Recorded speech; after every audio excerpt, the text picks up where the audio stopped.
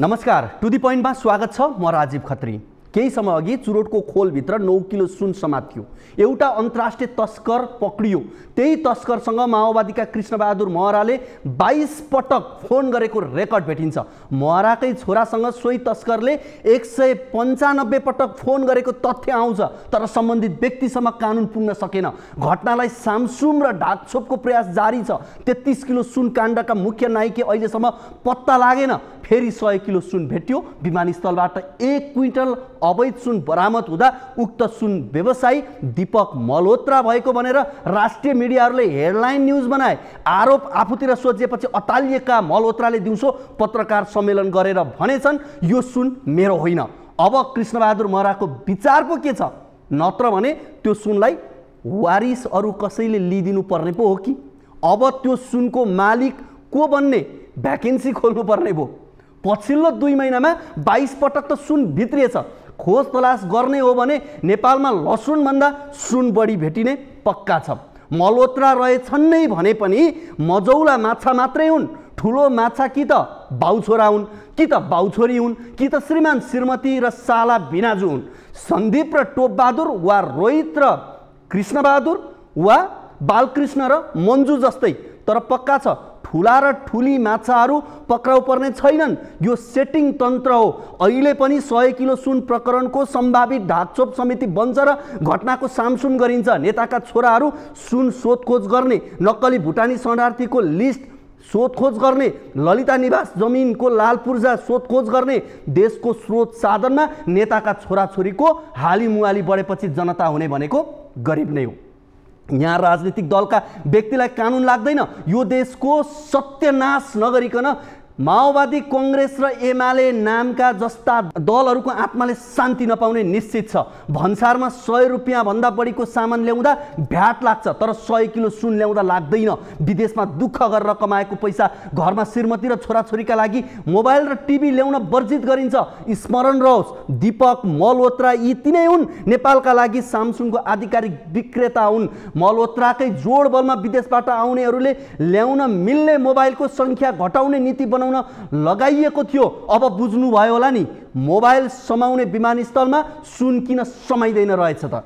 Bikini clear Charles सोबराजले त्यसै भनेका होइनन्, नेपालको भन्सारबाट हात्ती नै छिराउन सक्छु भनेर। लुटाहरूका लागि स्वर्ग बनेको छ देश, फटाहरूका लागि कमाउ धन्दा बनेको छ देश। यही देशमा 1 किलो नुनका लागि सङ्घर्ष गर्नुपर्छ।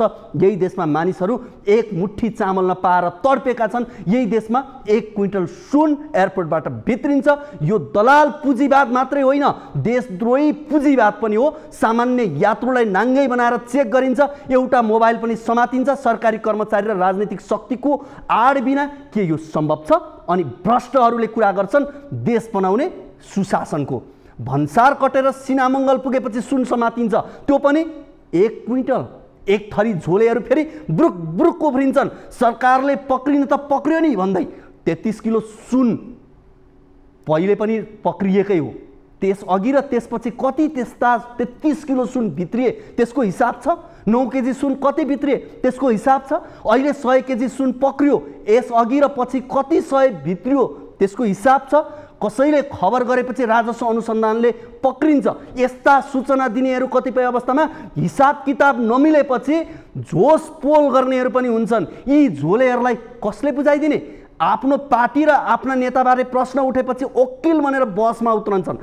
अर्काको पार्टी र विपक्षी नेता परे भने न्यायाधीश बनेर फैसला सुनाउन थाल्छन्। सर्वसाधारणको झोला खोतल्ने भन्सारका कर्मचारीहरूले सेटिङमै सुन छोडेका हुन् भन्नेमा दुई मत छैन। यो देशका नेता त सबका सब लुटेरा नै हुन्। अधिकांश कर्मचारीहरू पनि लुटेरा छन्। राज्य दोहनमा पोख्त छन्। लुट्ने मध्ये प्राय उपल्लो तहका कर्मचारी छन्। लुटकै धन प्रयोग गरेर अवकाशपछि संवैधानिक निकायमा नियुक्ति लिन्छन्। त्यता बसेर फेरि लुट्ने होइन, डकैती गर्छन्। हजारौं कार्यकर्ता मारिए, हजारौं कार्यकर्ता लखेटिए, हजारौं कार्यकर्ता अङ्गभङ्ग भए, हजारौं कार्यकर्ता विस्थापित भए, हजारौं कार्यकर्ता बेपत्ता पारिए। उसैसँग अङ्कमाल गरेर मन्त्री पद पायौँ। ठुलो मेहनतले सबैतिर सत्तामा आयौँ। त्यसैले परिस्थिति नबिगारौँ भन्ने अवस्थामा छन् सरकारका अवसरवादी माओवादी मन्त्रीहरू। कर्मचारीलाई थर्काएर, सचिवलाई धम्क्याएर, कार्यकर्ता र झोलेलाई भूमिहीनको नाममा मनपरी तरिकाले जग्गाको धनी पूर्जा दिएर विदेशीलाई नागरिकता दिन पाइएको छ। परिस्थिति नबिगारौँ भन्ने अवस्थामा छन् अरू सत्ताका साझेदार दलहरू। सुकिला मुकिला मानिसहरू चमकदार गाडीबाट ओर्लेर समानता र समावेशीकरणका कुरा गर्छन्। नेपाली माटो सुहाउँदो नेता एउटै देखिँदैनन्। ढोङ र अवसरवादको बिगबिगी छ। आफ्नो मेहनतले इमान्दारिता सहित कमाएको पैसाले हेलिकप्टर चढे पनि केही फरक पर्दैन, प्लेन चार्टर गरे पनि केही फरक पर्दैन। तर जिन्दगीभर राजनीति गरेर फुटेको कौडी नकमाउने मान्छेहरू कसरी यस्तो आलिशान जीवन जिउँछन्? सिधा जवाब छ, तस्करी गरेर। बिजुली, पानी, स्वास्थ्य, शिक्षा, आवास, गाडी अरबौं रुपियाँको त्यो पनि निशुल्क उपभोग गर्ने र खरबौं अकुत सम्पत्ति दोहन गर्नेले देश अघि बढ्न नसकेको दोष सेनालाई लगाउँछ। यसको मतलब सेना सही बाटोमा छ, यिनीहरू गुलाम बन्न चाहेनन् भन्ने हो। आर्जु राणा र विजय गच्छदार राखेर कांग्रेसले लाइभ बैठक गर्छ। सायद जति ठुलो भ्रष्टाचार गरे पनि राजनीतिक दललाई भ्रष्टाचारको आरोप लाग्ने छैन भन्ने अध्यादेश आउने संकेत हो यो। कांग्रेसका उपसभापति समेत रहेका कानुन मन्त्री धनराज गुरुङ जस्तो सुकै जघन्य अपराधी पनि राजनीतिक दल वा समूहको नाममा जेलमुक्त हुने विधेयक ल्याउनु पर्छ भन्दै लागेका छन्। बुधबार सिनामङ्गलमा शंकास्पद वस्तु नजिकै हाम्रो पार्टी नेपाल उत्थान क्रान्तिकारी पार्टीको पर्चा पनि भेटिएछ। अब राजनीतिक पर्चा फ्याँकेर कसैले कसैमाथि जुनसुकै अपराध गरे पनि अपराधीले उन्मुक्ति पाउँछ। दर्शकवृन्द, टु दी पोइन्टमा हामी समसामयिक राजनीतिक विषयवस्तुमाथि यस्तै अर्जुन दृष्टि राख्छौँ। आज हामीले विभिन्न राजनीतिक विषयवस्तुहरू सहितको सामग्री लिएर आएका छौँ। अब कुराकानी गरौँ कृष्णबहादुर महराको।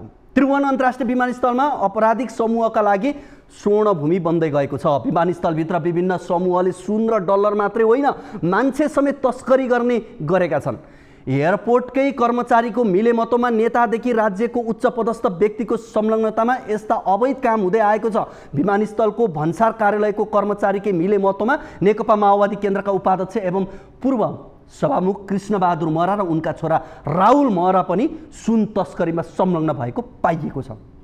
नेपाल प्रहरीको केन्द्रीय अनुसन्धान ब्युरो CIB ले अनुसन्धान गरी सरकारी वकिलको कार्यालयमा बुझाएको प्रतिवेदन अनुसार महरा बाबु छोराले भन्सार विभागका कर्मचारीलाई पटक पटक फोन गरेर भन्सार कार्यालयमा रहेको सिगरेट, विद्युतीय चुरोट, भेप लिलामी गर्न दबाब दिएका थिए।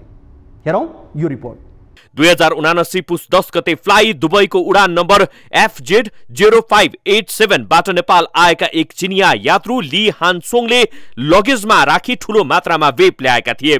त्यति बेला व्यापारिक प्रयोजनका लागि अवैध ढंगले वेप ल्याएको भन्दै भन्सार विभागले वेप बरामद गरेर यात्रुलाई छाडेको थियो। पछि विमानस्थलका सुरक्षा गार्ड निर्मल विकले वेप भित्र सुन रहेको थाहा पाएपछि सुन चोरीमा दिनेश बस्नेत, भन्सारका नायब सुब्बा, रेवन्त खड्का लगायत जोडिएका थिए।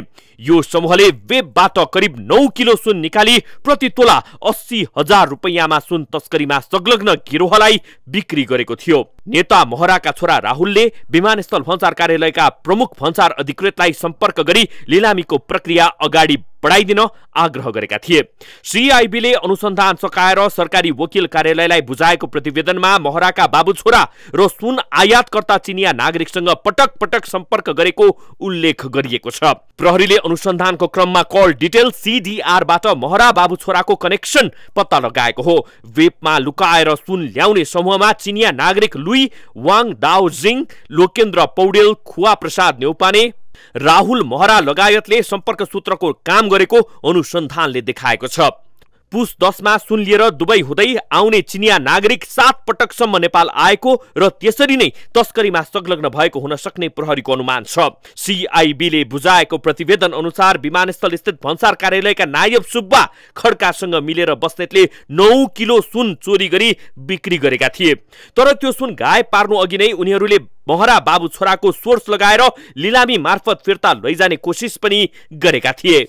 प्रहरीले बुझाएको अनुसन्धान प्रतिवेदनमा रेवन्त खड्का, दिनेश बस्नेत, निर्मल विक, दिपेश बस्नेत, गोपाल सुवेदीको सम्पर्क सुन खरिदकर्ता वेद प्रकाश अग्रवालसँग रहेको उल्लेख छ। सुन खरिद गर्ने समूहका अन्य सदस्यहरूमा गणेश बडु, साहेब राव मार्गेला, सचिन पावर, नन्दुकुमार रहेको उल्लेख गरिएको छ। सुन तस्करहरूसँग महरा बाबु छोराको प्रत्यक्ष सम्पर्क देखिए पनि सुन तस्करीमा उनीहरूको संलग्नता छ कि छैन भनी प्रहरीले त्यति खोजबिन गरेको देखिँदैन। राहुल आफैले भन्सार अधिकृतलाई सम्पर्क गरी लिलाम प्रक्रियाबारे चासो राखेका छन्, तर उनी सुन तस्करीमा संलग्न हुन् कि होइनन् भनी प्रहरीले खोजबिन गरेको छैन। प्रहरीले यस प्रकरणमा राहुलसँग बयान समेत लिएको देखिँदैन। राजनैतिक दलका नेताप्रतिको विश्वसनीयतामा खडेरी परेका बेला गृहमन्त्री नारायण काजी श्रेष्ठले समाजमा केही आशा जगाउने गरी काम गरिरहेका छन्। नक्कली भुटानी शरणार्थी प्रकरण र ललिता निवास जग्गा प्रकरणमा त गृहमन्त्री श्रेष्ठले वाहवाही नै पाइरहेका छन्। तर अब आफ्नै दलका नेता विरुद्ध उनले कस्तो कदम चाल्लान् भन्ने चासोको विषय बनेको छ। माओवादी पार्टी प्रवक्ता समेत रहेका महरालाई पक्राउ गरी अनुसन्धान गर्लान् या चोख्याउने काम होला, त्यो हेर्न भने केही समय कुर्नै पर्ने देखिन्छ। अब कुराकानी गरौँ कङ्ग्रेस केन्द्रीय समिति बैठकको। नेपाली कङ्ग्रेसको झन्डै 1 वर्षको रिक्ततापछि मङ्गलबारदेखि केन्द्रीय समितिको बैठक सुरु भएको छ। सङ्घ र प्रदेशको निर्वाचन सम्पन्न भएपछि एकपटक पनि केन्द्रीय समितिको बैठक बस्न नसक्दा पार्टी पदाधिकारीबाट पार्टी नेतृत्वको आलोचना भइरहेको थियो। पार्टीभित्रको अन्तरसङ्घर्ष चुलिएको बेला भएको केन्द्रीय समिति बैठकको कङ्ग्रेसले सामाजिक सञ्जाल फेसबुकबाटै प्रत्यक्ष प्रसारण गरी नयाँ अभ्यासको थालनी गरेको छ। नेपाली कङ्ग्रेसका सभापति शेरबहादुर देउवाले जे चाहन्छन् पार्टीमा त्यही हुन्छ। विरोध गर्नेहरू गरिरहन्छन्, अन्ततः चर्को विरोध गर्नेहरू पनि उनको एजेन्डामा लुत्रुक्क भइदिन्छन्। यसको पछिल्लो उदाहरण हो केन्द्रीय समिति बैठक। नेपाली कङ्ग्रेसको केन्द्रीय समिति बैठकमा नेताहरूले महामन्त्री द्वय गगन थापा र विश्वप्रकाश शर्मामाथि अनुशासनको प्रश्न उठाएछन्।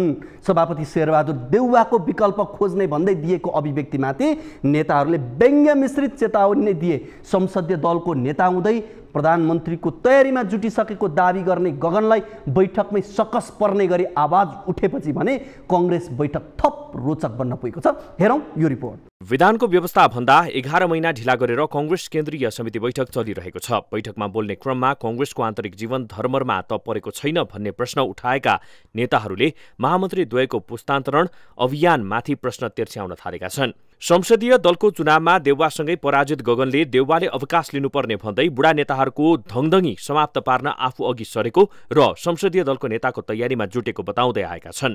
नेपाली कङ्ग्रेसबाट भूतपूर्व प्रधानमन्त्री भएको प्रधानमन्त्री काङ्ग्रेसले पछि प्रधानमन्त्री बनाउन पाएको बेलामा बन्नु हुँदैन। त्यसकारणले गर्दाखेरि फेरि काङ्ग्रेसको संसदीय दलको नेता बदल्ने कुरामा त म लाग्छु। थापाको यस्तो अभिव्यक्ति र व्यवहारले अहिले बैठकमा उनकै विरुद्ध वातावरण निर्माण भइरहेको त छैन, प्रश्न उब्जिएको छ। महामन्त्री द्वयले जिल्ला सभापतिहरूको भेला बोलाएर विभिन्न विषयमा छलफल गराए। केन्द्रीय कमिटी बैठकमा यसको चर्चा जति भयो त्यति नै विरोध पनि। कङ्ग्रेस नेता नयनसिंह महर लगायतका नेताहरूले महामन्त्री द्वयले बोलाएको भेलाको वैधानिकतामाथि समेत प्रश्न उठाए। सब सचिवहरूको भेलाको कुरा पनि हिजो महामन्त्रीको संगठन प्रस्तावमा छ। मलाई अनुरोध छ, मेरो रिक्वेस्ट हो, केन्द्रीय समितिले भारी बोक्ने अनरसिप अन गर्ने कुरा चाहिँ हाम्रो उपस्थितिमा केन्द्रीय कार्यालय हामीभन्दा बाहिर होइन। मेरो बुझाइमा यदि हामीभन्दा बाहिर हो भने मैले यसमा क्लियर पाऊँ। नेता लक्ष्मी खतिवडाले त महामन्त्रीको विकल्प खोज्नु नपरोस् भन्दै चेतावनी नै दिन्। काङ्ग्रेसलाई सही मार्गचित्रमा रोडम्यापमा लैजाने उद्देश्यका साथ तपाईँहरू हामी सबैको नेतृत्व लिने गरेर अगाडि बढ्नु होला। तपाईँहरूले दायरा फराकिलो बनाउनु भएन भने हामीले जसरी तपाईँहरू अरू कसैको विकल्प खोज्छौँ भन्दै हुनुहुन्छ, तपाईँहरूको विकल्प पनि हामीले खोज्नुपर्ने अवस्था नआओस्, यतातर्फ ध्यान दिनु होला। मैले हार्दिक आग्रह गरेँ। महामन्त्री द्वयमाथि प्रश्न उठाउने नेता राधा खलीले पनि रूपान्तरणको पक्षमा वकालत गरेर कङ्ग्रेसभन्दा माथि व्यक्ति बलियो बन्न खोजेको आरोप नै लगाइन्। पार्टीलाई कमजोर बनाउने, आफू बलियो बन्ने जुन कार्यक्रमहरू हामी गर्दैछौँ, यो खालको कार्यक्रमहरूले हामीलाई आफूलाई पार्टीलाई होइन एउटा व्यक्ति बलियो हुन सक्छ, तर समस्त रूपमा पार्टी बलियो हुन सक्दैन। महामन्त्री द्वय विरुद्ध विरोधका आवाज उड्दै गर्दा बुढा नेताहरूले काम गर्न सक्दैनन् भन्ने भाष्य स्थापित गर्न खोजेको भन्दै रोष व्यक्त भइरहेको छ। बैठकमा डोकोमा बाबुलाई भिरमा फाल्न लगिएको कथा समेत सुनाइयो। बैठक प्रत्यक्ष प्रसारण भएकै कारण पनि हुन सक्छ गगन विश्वप्रकाशको पक्षमा खासै आवाज सुनिएको छैन। यसरी हेर्दा पुस्तान्तरणको पक्षमा निरन्तर वकालत गर्दै सार्वजनिक मञ्चबाटै उद्घोष गरिरहेका नेताहरूमाथि आएको चुनौती उनीहरूका लागि आत्मघाती त बन्दैन, आशंका गर्ने ठाउँ छ। महामन्त्री द्वयले देउवाको विकल्प खोज्ने अभियान नै चलाउने उद्घोष गरे पनि केन्द्रीय समिति बैठकमा देखिएको दृश्यले भने अर्कै संकेत गर्न थालेको विश्लेषण समेत गर्न थालिएको छ। अब कुरा गरौँ सेनाको। हालसालै नेपाली सेनाको सङ्ख्याबारे यो सङ्ख्या कटौती गरी आर्थिक भार कम गर्ने आदि विषयमा केही सांसदले सार्वजनिक रूपमा तथा संसदमा बोलेको विषयमा टिक्का टिप्पणी व्यक्त भइरहेका छन्। नेपाली सेनालाई हेर्ने, बुझ्ने र मूल्याङ्कन गरिने दृष्टिकोणहरू सामाजिक सञ्जाल मार्फत बाहिर आइरहेका छन्। यो सन्दर्भ तथा प्रसङ्गमा नेपाली सेनाले आफ्नो आधिकारिक भनाइ राखेको त छैन, तर मुख्य रूपमा सैनिकहरूले भने सार्वजनिक रूपमा नै विभिन्न माध्यमद्वारा कडा प्रतिक्रियाहरू सहितका अभिव्यक्ति दिइरहेको अवस्था छ। हुन त नेपाली सेना र यसको सङ्ख्या पनि कार्यक्षेत्र, कार्यशैली र भूमिकाबारे बीचबीचमा तर्क, चर्चा, टिप्पणी आदि नहुने गरेका पनि होइनन्। ती चर्चा र टिप्पणी तथा भनाइहरू सकारात्मक र नकारात्मक दुवै रूपमा हुने गरेका पनि पाइन्छ। विशेष गरी 2046 सालदेखि नेपाली सेनाबारे विभिन्न कोणबाट द्रुत रूपमा नै चर्चा, टिप्पणी र प्रतिक्रियाहरू आइरहेको क्रमहरू देख्दा र बुझ्न सकिन्छ। अहिले फेरि केही सांसदहरूले नेपाली सेनाको सङ्ख्या कटौती गरेर देशको खर्च घटाउने एउटा विकल्प सुझाए। यसबारे नेपाली सेना, भूपू सैनिकहरू, सुरक्षा मामिलामा सरकार राख्नेहरू र सचेत नेपाली नागरिकलाई चासो रहनु स्वाभाविक छ। अब प्रश्न उठ्छ, यी केही सांसदहरूले यो समयमा यस्तो कुरा किन बोले? के सरकारको खर्च घटाउने उपाय र आवश्यकताको प्राथमिकता नेपाली सेना कटौती हो? यो अहिले जरुरी र आवश्यकता नै छ? के यो विषयलाई यसरी आक्षेपयुक्त रूपमा मानमर्दन गरेर उठाउनु र उचाल्नुहुन्छ? के यी सांसदहरू यस विषयका विज्ञ हुन्? आदि प्रश्नहरू उठेका छन्। हेरौँ यो रिपोर्ट। नेपाली सेना, यसको आकार अनि कार्यक्षेत्र र भूमिकाबारे लामो समयदेखि बहस चल्दै आएको छ। 2063 सालमा तत्कालीन विद्रोही पक्ष माओवादीका अध्यक्ष पुष्पकमल दाहाल प्रचण्डले विस्तृत शान्ति सम्झौतामा हस्ताक्षरकै समारोहमा सेनाको संख्यामा भारी कटौती गर्नुपर्ने राय पेश गरेका थिए। त्यसयता सेनाको आकार घटाउने र भूमिकाको बारेमा बहस बारम्बार सतहमा आइरहन्छ। तर केही समय यता श्रृङ्खलाबद्ध रूपमा सेनाका आकार घटाउनुपर्ने आवाज उठिरहेको छ। सांसदहरूले नै सेनाको संख्या कटौती गरेर देशको खर्च घटाउने विकल्प सुल्झाउन सुझाव दिन थालेका छन्। संघीय संसद अन्तर्गत प्रतिनिधि सभा र राष्ट्रिय सभा दुवै सदनमा सेना कटौती गर्नुपर्ने माग उठेको छ। सेनाको साइजबारे उठिरहेको प्रश्नहरूको पछाडि सेना पाल्नै नसकिने गरी ठूलो छ भन्न खोजिएको जस्तो देखिन्छ। अब सिभिलियन प्रहरीको त महत्त्व यसै पनि भइहाल्यो, तर यो एकीकृत ढङ्गले एकअर्कासँग चाहिँ वार्ता सघन रूपले भएको छैन। त्यो फेसिलिटेट गरिदिनुपर्ने राजनीतिक नेतृत्वले यो छुनै हुन्न भनेर बसिराखेको छ। त्यसैले बाहिरबाट संवेदनशील मानिए पनि गएर एउटा कन्स्ट्रक्टिभ डायलग गर्यौं भने यसमा पनि एउटा वे आउट निस्कन्छ। राष्ट्रिय सभा बैठकमा पनि पूर्व परराष्ट्र मन्त्री तथा नेकपा एमालेकी सांसद डाक्टर विमला राई पौडेलले मुलुकभित्र लडाई नभएको र बाह्य शक्तिसँग जुझ्ने क्षमता पनि नभएकोले सैनिक संख्या कटौती गरेर मुलुकको ढुकुटी बचाउनु पर्ने धारणा राखिन्।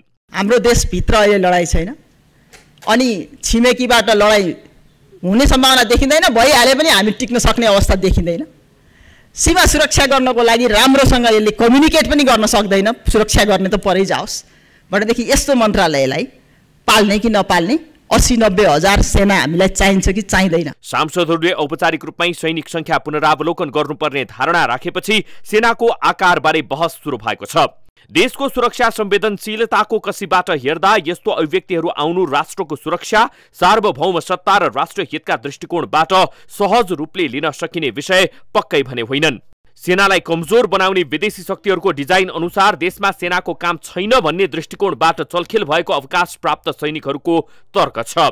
तपाईको सम्पत्ति मारेर लुटेर यिनीहरूको कार्यकर्ता खुवाएर अनि सेना धेरै भएर के अरे यो चीन र भारतको बीचमा के कामले लड्न सक्दैन भन्दाखेरि यी राष्ट्र विरोधी, देश विरोधी, देशद्रोही तपाईँका यी नेपाली होइनन्, यिनीहरू विदेशी दलालहरू हुन्। मिलिटरी पावर भनेको चाहिँ अन्तिम विकल्प हो। त्यसलाई अगाडि ल्याइकन यति धेरै विवादमा ल्याउनु, यति धेरै चर्चा, यति धेरै बहस गर्नु चाहिँ यो उद्वेग लाग्दो कुरा छ। नेपाली सेनामाथि अनेक किसिमको चाहिँ चलखेल गरेर विदेशीसँग उहाँहरूले चाहिँ एउटा कमिटमेन्ट गरिसक्नु भएको छ। अन्तमा नेपाली सेना नराख्ने, यहाँ चाहिँ इन्डो पश्चिमाको एउटा जोइन्ट अपरेसनको एउटा युनिट एउटा चाहिँ नि सेना राख्ने, त्यसपछि यही भूमिलाई प्रयोग गरेर चाइना तिब्बत फुटाउने।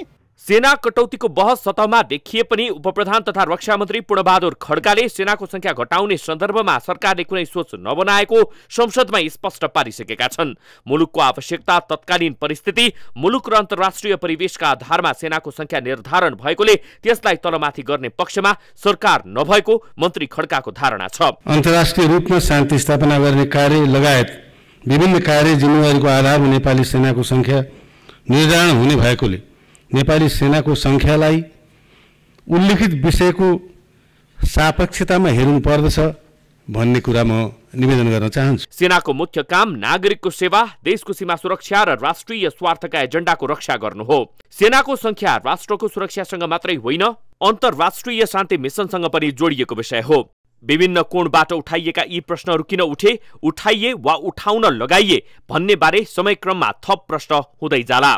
तर जनताबाट निर्वाचित भएर जनताको नाममा यसरी प्रश्न उठाउनेहरूले जनतालाई सेना घटाउँदा देशको सार्वभौम सत्ता एवं राष्ट्रिय अखण्डता लगायतको 100% सुरक्षा प्रत्याभूति हुन्छ भन्ने चित्त बुझ्दो विकल्प चाहिँ दिनै पर्छ। देश 97,000 सेना पाल्नै नसक्ने स्थितिमा पुगेको भए संघीयता बोझिलो र फजुल छ कि सेनाको संख्या? अहिले देशमा आर्थिक सङ्कट आउनुको अवस्था र भ्रष्टाचारको यो स्थिति आउनुमा दोषी को छ त? राजनीति शास्त्री, अर्थशास्त्री, समाजशास्त्री, विद्वान र विज्ञ पनि माननीय जीवहरूले पहिला यतापट्टि ध्यान दिन र बहस गर्न जरुरी छ। सेनाभित्र पनि विसङ्गति, विकृति र सुधार गर्नुपर्ने ठाउँ होलान्। सेनाको संख्या र कार्य प्रकृति तथा कार्यक्षेत्रबारे पुनर्विचार हुनुपर्ने अवस्था होला। तर यो सस्तो, सतै र फोस्रा कुराको माध्यमबाट सार्वजनिक गरिने विषय होइन। यस्ता फोस्रा र असंवेदनशील शैली बन्द नगर्ने हो भने यो घातक पनि बन्न सक्छ। त्यसैले यस विषयमा अनावश्यक बहस चर्काउने भन्दा पनि अध्ययनका आधारमा अगाडि बढ्नुपर्ने देखिन्छ। अब कुराकानी गरौँ केपी शर्मा ओलीको।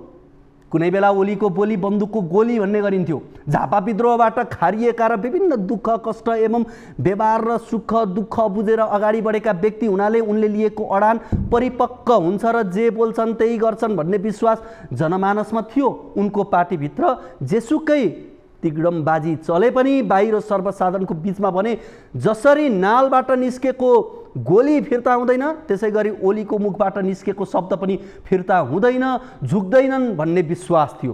पहिला कम्युनिस्ट प्रधानमन्त्री मनमोहन अधिकारीको लोकप्रियतामा ओलीको भूमिका महत्त्वपूर्ण रह्यो। उनी 9 महिने गृहमन्त्री हुँदा मुलुकमा कहीँ पनि प्रहरीले लाठी चलाउनु नपरेको इतिहास छ। यसर्थ पनि ओलीको विचार र बोलीमा दूरदृष्टि हुन्छ भन्ने भरोसा मुलुकवासीमा थियो। मनोविश्लेषकहरूका अनुसार कुनै पनि व्यक्तिको बोली र विचारमा अस्थिरता आउनु हताश मनस्थितिको उपज हो। बन्दुकको गोली जस्तो बोली भएका ओलीमा पनि त्यो मनोदशा हो त? हेरौँ यो रिपोर्ट। राजनीतिक दलका नेताको काम के हुन सक्छ? पक्कै पनि राजनीतिक भाषण, छलफल र बैठकमा देशका विद्यमान परिस्थितिका विषयमा विचार दिनु हो।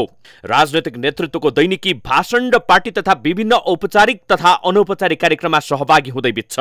यसका अलावा भेटघाट, संवाद पनि नेताको नियमित काममै पर्छ। तर नेकपा एमालेका अध्यक्ष तथा पूर्व प्रधानमन्त्री केपी शर्मा ओली भने समकालीन नेताभन्दा फरक छन्। विपक्षी दलको नेतालाई भित्तामै पुर्याउने गरी घण्टौं भाषण गर्नमा माहिर ओली खेलकुद, साहित्य, कला सबै क्षेत्रमा सहभागिता जनाइहाल्छन्। उनको हरेक भाषणको चर्चा त हुन्छ नै, यी बाहेकका अतिरिक्त क्रियाकलापका पनि उत्तिकै चर्चा हुने गरेको छ। धेरै जसो व्यङ्ग्यात्मक र उखान टुक्का हालेर भाषण गर्न माहिर ओली कहिलेकाहीँ हास्य कलाकार जस्तै देखिन्छन्। कहिलेकाहीँ खेलाडी बन्छन् त कहिलेकाहीँ दर्शन पनि छाड्छन्। उनी जुन कार्यक्रममा सहभागी हुन्छन् त्यही क्षेत्रको विज्ञता देखाइहाल्छन्। यतिसम्म कि उनी डाक्टर बनेर सल्लाह दिन पनि पछि हट्दैनन्। कोरोना महामारीले देश आक्रान्त भएको समयमा तत्कालीन प्रधानमन्त्री ओली अम्बाका पात उमालेर गार्गल गरिदिउँ, घाँटीमा बसेको कोरोना चट हुन्छ भन्दै सुझाव दिने गर्थे। यहाँबाट फर्किएपछि हातमुख राम्ररी साबुन पानीले धुँ, अलिकति तातो पानी धारामा आउँछ। आजकल त तातो पानी धारामा त बन्दोबस्त सबैले जसो गरेकै छ, तपाईँहरूका नहुने कुरै भएन। अलिक तातो पानी लिँदै नस लिँदै नाक स्याक गरेर सफा गरिदिउँ। पहिले गएर नाकमा बस्ने हो कोरोना, त्यहीँबाट फालिदिएपछि चट नुन पानीले गार्गल गरिदिउँ। सकिन्छ भने अम्माका 2टा पात उमालिदिउँ, बेसरी गार्गल गरिदिउँ, घाँटीमा बसेको चट। स्टिम ल्याइदिउँ फोक्सोबाट चट। यति गर्दाखेरि धेरै सेफ हुन्छ। तत्कालीन प्रधानमन्त्री ओलीले 2076 सालमा बालुवाटारमा बाँसुरी र सारङ्गी बजाएर रमाइलो गरेका थिए। 2076 साल माघ 26 गते मदन भण्डारी कला साहित्य प्रतिष्ठानले आयोजना गरेको सांगीतिक साँझ कार्यक्रममा प्रधानमन्त्री ओली, तत्कालीन नेकपाका वरिष्ठ नेताहरू झलनाथ खनाल र माधव कुमार नेपालले लोक बाजा बजाएर रमाएका थिए।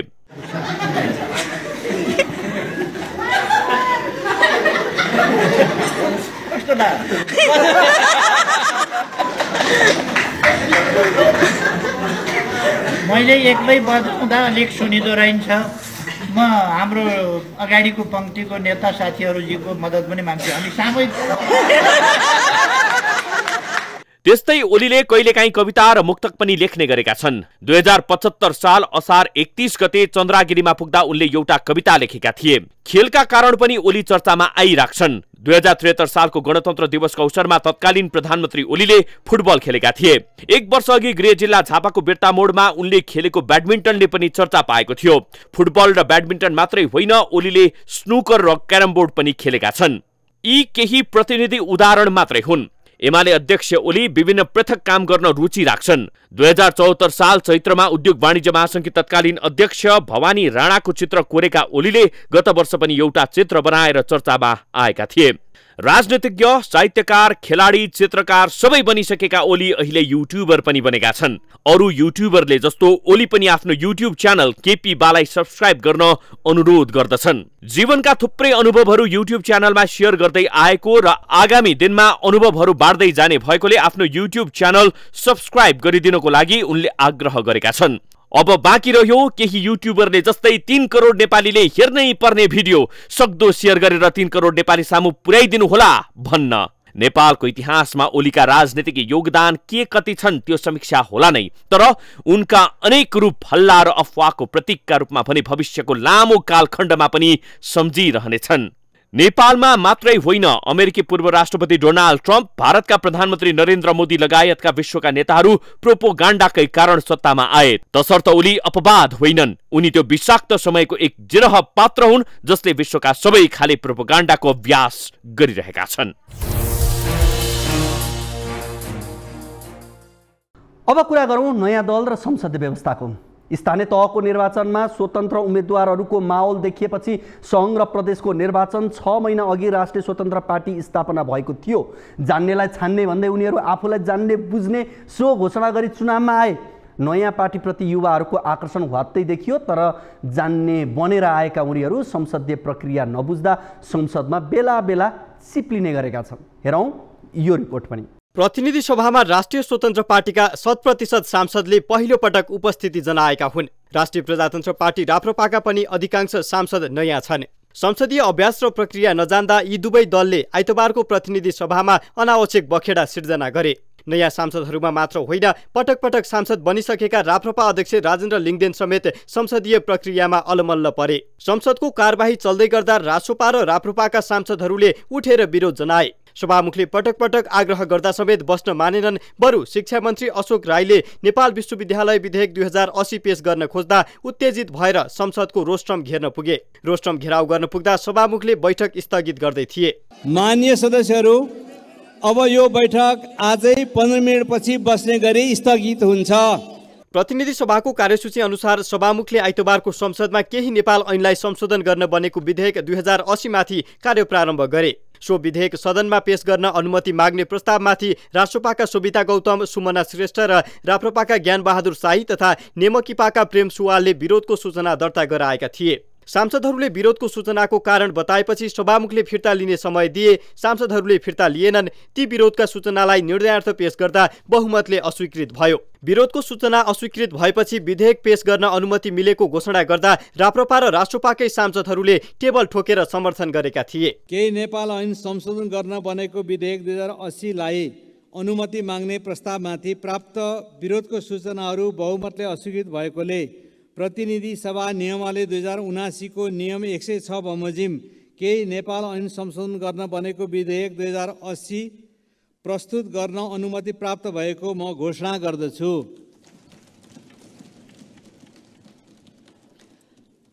त्यसपछि सभामुखले कानुन मन्त्री धनराज गुरुङलाई उक्त विधेयक पेश गर्ने समय दिए। विधेयक पेश भयो, तर रासोपा र राप्रपाका सांसदहरूले उक्त विधेयक पारित नै भएको भन्ने सोचेर संसदमा उठेर विरोध जनाउन थाले। सभामुखले नियमावली अनुरूप नै पेश भएको भनेर पटक पटक सम्झाउँदा समेत सांसदहरूले बुझेनन्। सभामुखले थप कार्यवाही अगाडि बढाउन खोजेपछि उनीहरू रोस्ट्रम नै घेर्न पुगे। यो दृश्य देखेर कांग्रेस र एमाले सांसदहरू भने खिसीटिउरी गर्दै हाँसिरहेका देखिन्थे। माननीय सदस्यहरू, यसको उपनियम 4 पनि यहाँहरूलाई सुन्न म ध्यान आकृष्ट गराउन चाहन्छु। त्यो प्रस्ताव पेशको निर्णय त सामान्य सभामुखज्यूबाट प्रस्तुत भएन। त्यसो नहुँदाखेरि हामी जुन विधिमा थियौँ त्यो विधिमा हामी जान पाएनौँ। त्यो निर्णय त प्रस्तुत गरेपछि हामीले गर्ने संसदको कारबाही हामी अगाडि बढाउने हामी तयारीमा थियौँ, तर सामान्य सभामुखज्यूबाट त्यो निर्णय त प्रस्तुत भएन। यसर्थ हाम्रो यो अहिलेको काम कार्यप्रति घोर आपत्ति छ। नयाँ दलका सांसदहरूले संसदीय प्रक्रिया नै नबुझी अवरोध गरेको भन्दै केही पुराना सांसदहरूले कटाक्ष नै गरे। उहाँले मत विभाजन माग्नुहुन्छ भन्ने कुराको पूर्व सूचना थियो।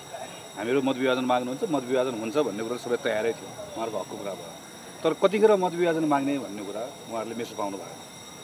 कहिलेकाहीँ हामीले पनि नजानेका कुराहरू हुन सक्छन्, हामीलाई सबै कुरा आउँदैन भन्ने कुरा चाहिँ उहाँहरूले पनि मान्नुपर्छ। हामीलाई भन्दा बढी आउँछ त्यो हामीले मानेनौँ, तर हामीलाई पनि नआउने कुराहरू के हुन सक्छन् है भन्ने कुरा चाहिँ मान्नु पर्यो। हामीले आज खास संसदमा त्यति नै कुरा मात्र बुझाउन खोजेका थियौँ। संसद सचिवालयले हरेक पटक नयाँ सांसदहरूलाई लक्षित गर्दै अभिमुखीकरण कार्यक्रम आयोजना गर्ने गर्दछ। संसदको नियमावली बनाउनका लागि राष्ट्रपा र राप्रपाकै सांसद समेत रहेको समिति बनाइएको थियो। आफैले बनाएको नियमावली सांसदहरूले बुझ्न नसक्दा बेला बेलामा सांसदहरू अल्मलिने गरेका छन्। भर्खरै उदाएका नयाँ दलहरू संसदीय राजनीतिमा अभ्यस्त पुराना खेलाडीको सामु निरीह बन्दै आएका छन्। दर्शकवृन्द, हामी यो कार्यक्रम हप्ताको 2 पटक आइतबार र बिहिबार लिएर आउँछौँ। आजको टु दी पोइन्टबाट बिदा लिन्छु। हवस् त, नमस्ते।